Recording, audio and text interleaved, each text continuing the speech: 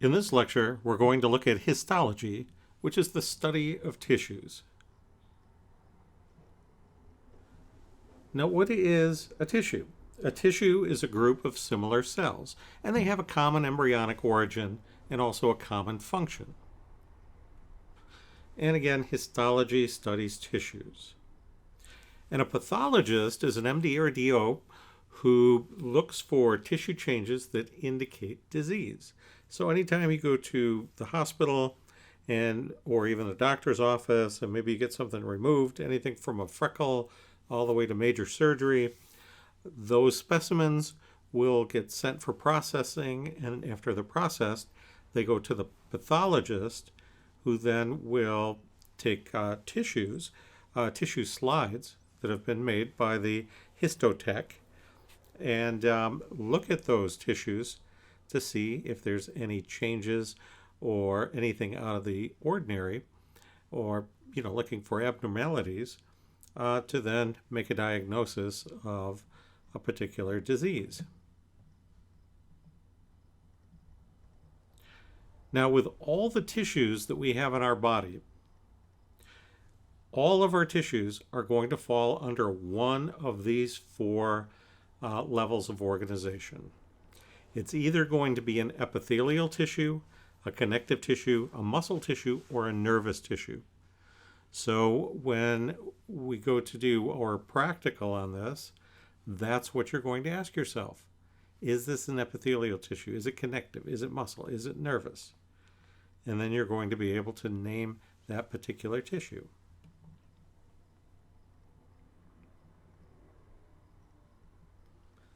Now, epithelial tissues, they cover surfaces because the cells are in contact.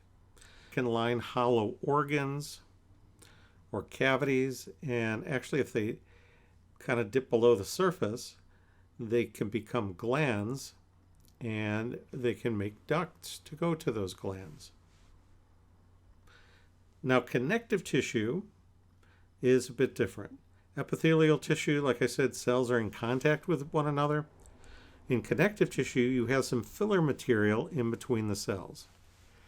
If you've ever looked at a chunk of concrete, that's kind of what connective tissue is like. In concrete, if you're looking like at a piece of busted up, sidewalk, or a concrete road, what you're going to see are rocks. Those would represent like cells, but the rocks aren't all stuck together. They're mixed in cement. And cement is this matrix that holds everything together. And then you might have some metal rods going through there. It's called rebar. It's reinforcement bar.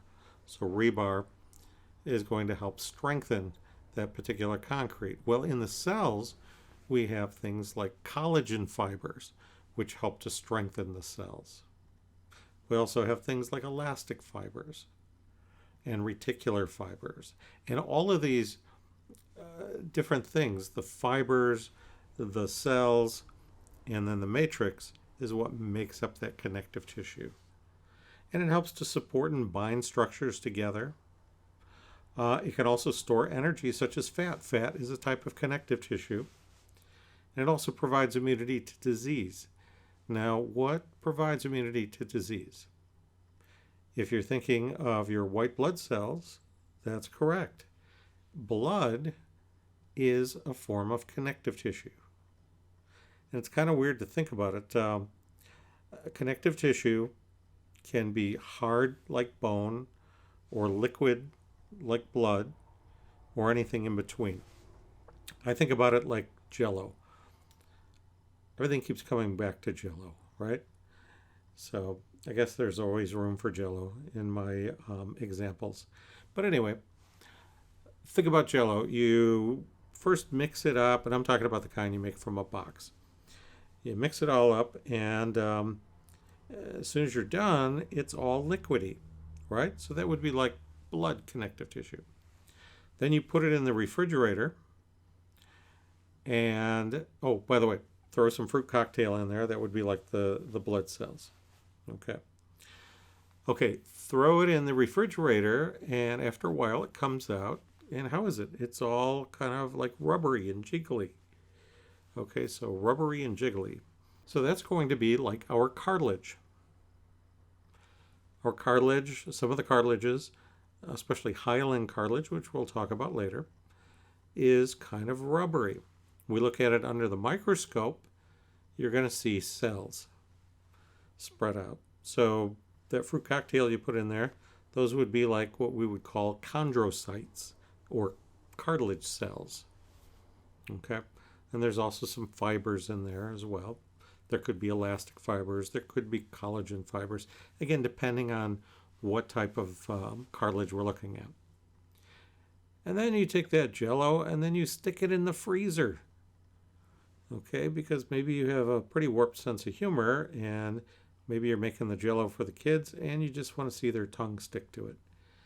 But anyway, I digress. So you stick it in the freezer and after a while you pull it out and it's rock hard. Well, that would be like bone. And again, you still have that fruit cocktail in there, you know, like those grapes and stuff. That would be like the bone cells. Okay. So you can see that connective tissue can take on all those different characteristics, from hard to rubbery to liquid.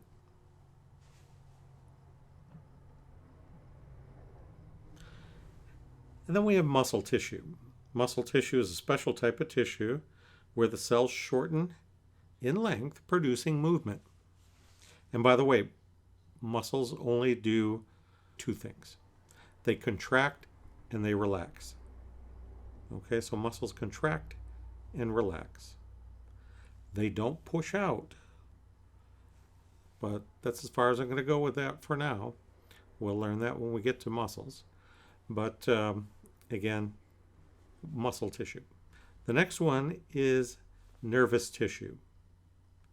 And here the cells conduct electrical signals and it detects changes inside and outside the body. So we have all these receptors that are part of the nervous system to monitor the internal and external environment. And it's going to respond with nerve impulses. Epithelial characteristics. Epithelial tissue consists almost entirely of cells. In other words, there's no filler material, nothing kind of gapping or in between the cells. The cells are butted up right against each other. And epithelial tissues are going to cover body surfaces. They are also going to form glands. And how we tell an epithelial tissue from the other tissues, remember there are 4 types of tissues: epithelial, connective, muscle, and nervous tissue. How we tell them from the other tissues is that it's going to have, first of all, a free surface. So a free surface. In other words, there's nothing on top of it. It's not sandwiched in between other tissues like, say, connective tissue is. I think of it as like tile on a floor. The tile on the floor has a free surface, and that's the part that we're able to walk on. But it also has a basal surface. And that basal surface is what's attached to the underlying concrete or wood subflooring. Okay, and the same here. We have a basal surface, and it's almost kind of glued down to the connective tissue below. As a matter of fact, we have what's called a basement membrane, and that basement membrane is what's going to cement that epithelial tissue to the connective tissue below that. And there are also some specialized cell contacts. We're not really going to go into those in detail, but things like gap junctions, tight junctions, things like that, which hold the cells together. And they all have very specific functions. Another thing about epithelial tissue is that it's avascular. Avascular means there is no blood supply. I don't know if you've ever done this as a kid, but you take a needle or a straight pin and you kind of put it right up under your skin and gross people out. Show them that little pin or needle just under the skin. Now, did that bleed when you did that? No, it didn't. Did it hurt? Probably not. Now, if you were like me, you'd get carried away and maybe you went a little too deep. Now we've gone past the epithelial tissue and we've gone down into the connective tissue. And yes, that hurt and it might have bled a little bit. But while we were staying in the epithelial tissue, it did not bleed because, again, epithelial tissue is avascular and has no blood supply. Another characteristic of epithelial tissue is that it undergoes mitosis. It's constantly dividing and replacing itself. The epithelial tissue that lines our digestive tract is constantly sloughing off old cells. We're constantly creating new. The epithelial tissue of our skin, again, we're constantly sloughing off the old cells just through abrasion and wear and tear, and we're making new cells. So those cells are constantly undergoing mitosis. Some of the other functions of epithelial tissue is it's going to protect underlying structures. It's going to act as a barrier. Think about your skin. Your skin is a barrier. It's the first line of defense against infection or disease. It keeps dirt and foreign substances from contacting the structures beneath. So it acts as a barrier. Also permits the passage of substances. And I kind of tag that in with this down here, absorb substances. But we can allow the passage of substances either through diffusion or, let's see, I'm trying to think. Like in the digestive system, for instance, the digestive epithelium is going to allow for the passage of nutrients, amino acids, proteins, fats. Those things are going to actually pass through the epithelium and goes into the, like the nutrients, for instance, are going to go into the bloodstream. Okay, some of the types of fats are going to be absorbed right through the epithelium and into the lymphatic system, into a structure called a lacteal. We also secrete substances. For instance, our skin secretes perspiration, secretes oils. Our digestive system secretes mucus. It secretes enzymes. And then back to absorbing again. For instance, if we put something on our skin, like for instance, if someone is having a heart attack, sometimes we take a paste of nitroglycerin and we put that little paste over their sternum, and that nitroglycerin gets absorbed into the skin and into the heart, and it allows the coronary arteries to dilate. Now, classification of epithelium. The first thing we want to do is look at the different layers of epithelial tissue. And that's actually the first way we name it as well. If it's one cell layer thick, we're going to call it simple. So I think about it again like the tile on the floor, one tile layer thick. Or for instance, at my house I have a paver patio. That is one layer of bricks thick. But I could take those bricks and I can stack them up into many layers and form a retaining wall. Well, that is going to be called stratified. So if we have two or more layers, we're going to call that tissue stratified. A strata is a layer. Now there is one group of tissues that tricks us. It looks like it's stacked up because you see when we look at simple epithelium, usually the nuclei, which are found right in the center of the cells, are going to be lined up in a nice row.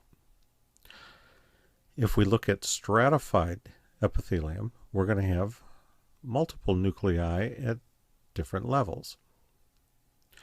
But pseudostratified, we have nuclei all at different levels, so it looks like cells are stacked up on each other, but in reality, they are all touching the basement membrane. They're all attached to the basement membrane. They're not stacked on anything. Not all of the cells are going to reach the surface, but they are all attached to the basement membrane. To me, it kind of reminds me of a parade. If you're in the parade and you're looking at the audience, the audience is going to be standing, at the curb. You're going to have little kids. You're going to have taller kids. You're going to have adults. You're going to have moms and dads, and everybody's going to be a little different height, and they're all kind of smushed together, trying to get a view of the parade. And while everybody is standing on the ground, not everybody reaches up to the same level as far as height. Same thing with pseudostratified epithelium.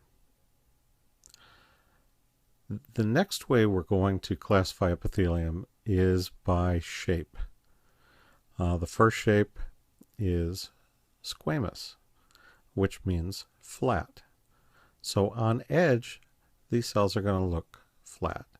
If we take a look at them from above, they're going to look kind of like a fried egg. The next shape is kind of cube-shaped, and so we're going to call that cuboidal. Our next shape is going to be taller than it is wide, so it looks like a column, and so we're going to call that columnar. And then our last shape can kind of fool us, because when we are trying to determine what type of tissue it is, it almost looks like it is cuboidal. But you see, where we find this particular tissue, and actually it's found in the urinary bladder. That's one of the places it's found. As the urinary bladder begins to fill up, these cells are able to flatten out and stretch. Oh, they flatten out. So which cell type is that going to be? If you guessed squamous, you're correct. So it goes from squamous to, when you empty the bladder, it puffs back up into kind of this irregular cuboidal shape. And so it's going to transition from flat to kind of puffy. I always think they look like kind of puffy little marshmallows. So that's why we call it transitional. Depending on whether it's stretched or not, it's going to transition from one shape to another. And now here, this is a very important tip. When you're trying to classify epithelium and name that epithelium, and if it's a stratified epithelium, always name it according to the top layer of cells. If you look at the bottom layer of cells, they're all going to look cuboidal or columnar. Okay, so you have to look at the top layer. And take a look at that sometime, and we'll be looking at it in just a bit. But like stratified squamous epithelium, you look at those bottom layers of cells, some look cuboidal, some look columnar, but you look at the very top and you'll notice that they're starting to flatten out, till we have some very flat cells. Okay, so always don't forget, always remember to look at the top layer of cells to name epithelial tissue. Okay, simple squamous epithelium. It's a single layer of flat cells. It's going to line blood vessels. We call that the endothelium. It can line the body cavities. We call that the mesothelium. It's very thin, controls diffusion, osmosis, filtration. The nuclei are centrally located, and the cells are in direct contact with one another. Okay. Now, is this the type of epithelium you'd expect to find as your skin? I hope you said no, because this is only one cell layer thick, so it's not going to provide enough protection from abrasion. So you scrape off that one cell layer, and that's it. Okay, so our cells, our skin cells, are most likely going to be, and actually they are, stratified squamous epithelium. But here's an example again of simple squamous. Another place, if we think of diffusion, where would we want simple squamous epithelium? It's also found in the air sacs of the lung. because we want that tissue to be as thin as possible to allow oxygen to diffuse back and forth. And here's a view from above. And again, we can see the cells are very flat looking.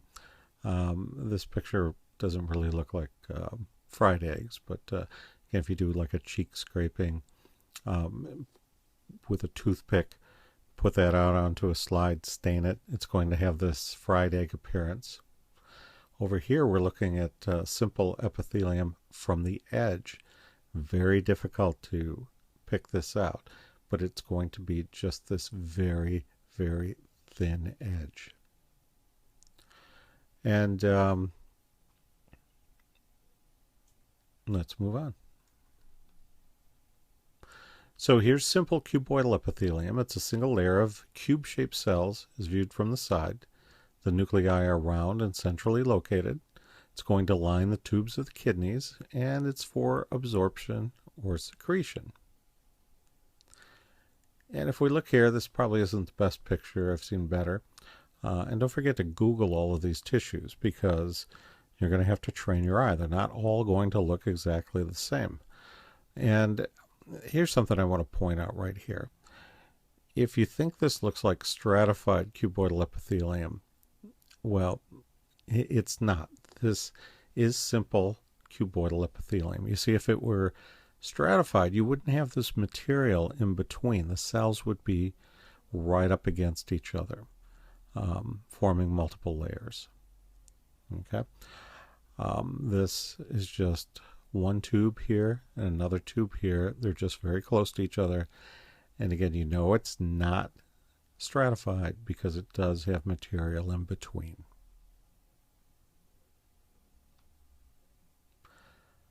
The next tissue is non-ciliated simple columnar epithelium.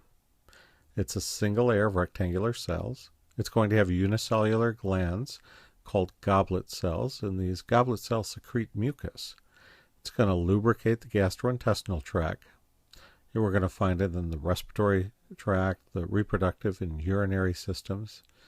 And again, these unicellular glands, these goblet cells, are pretty interesting when you see those under the microscope. Again, it does secrete mucus. Now at the top here, we have these finger-like projections called microvilli. They are very small. They don't move. Cilia move. The cilia are long and they move.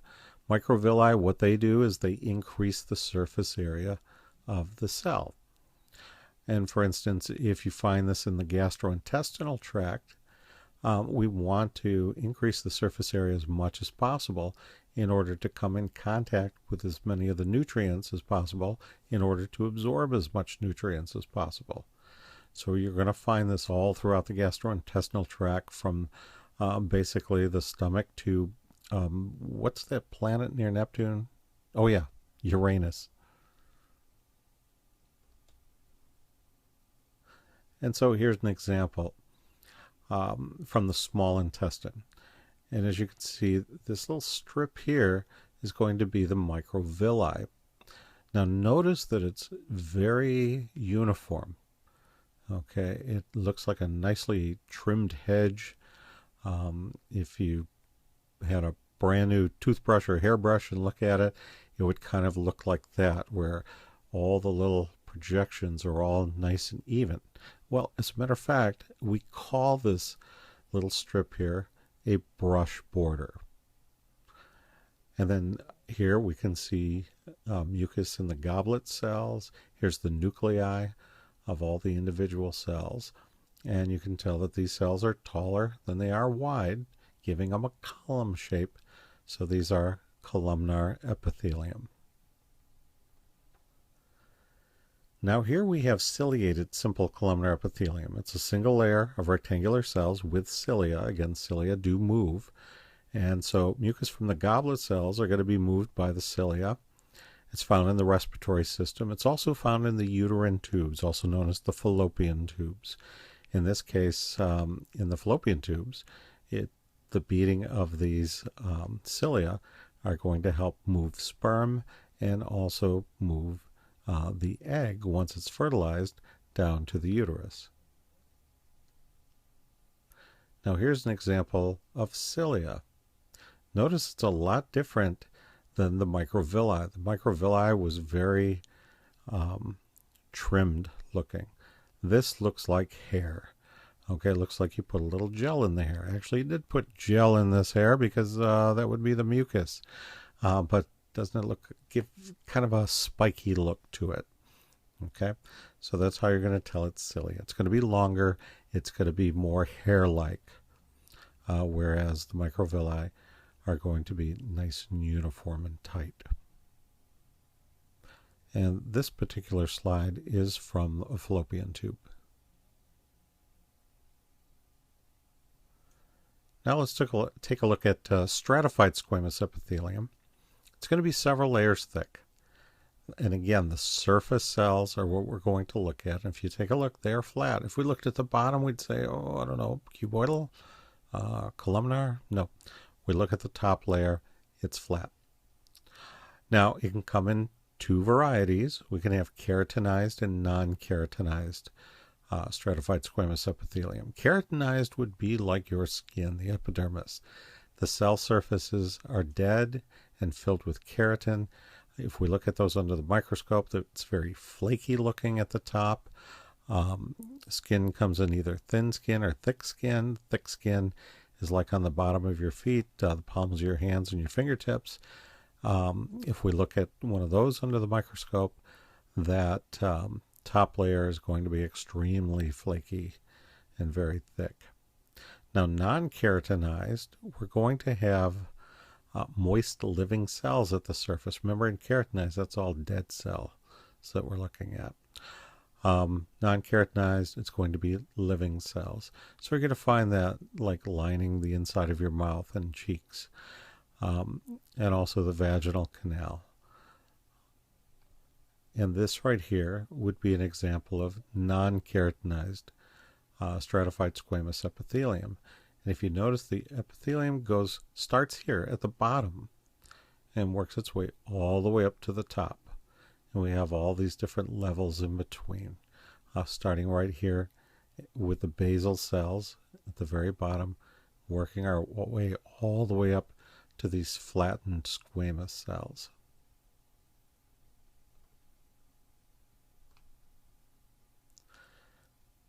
Here we look at stratified cuboidal epithelium. Now, it is also multi-layered. The surface cells are cuboidal.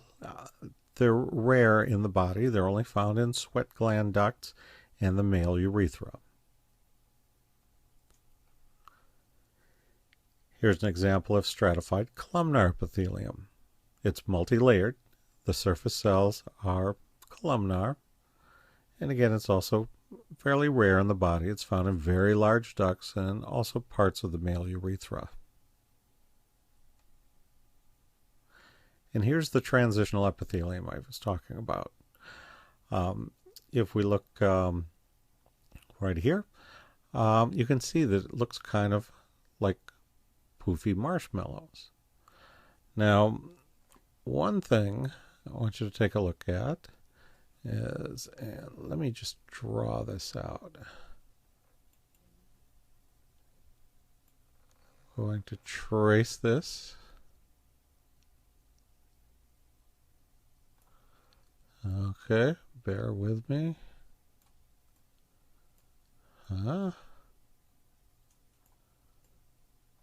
What do you think?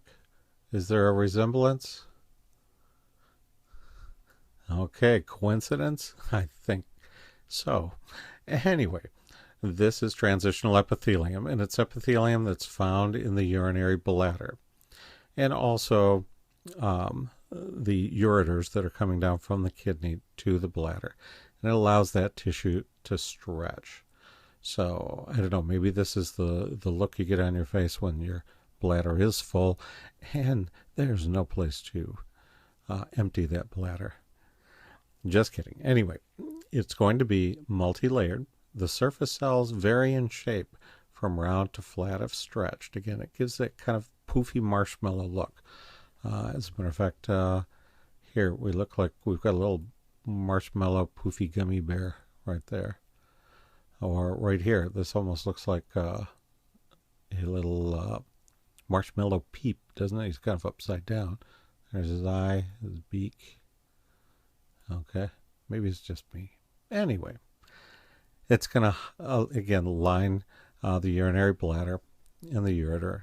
And these top cells, these surface cells, are going to flatten out as the bladder expands. Now here's our pseudostratified columnar epithelium.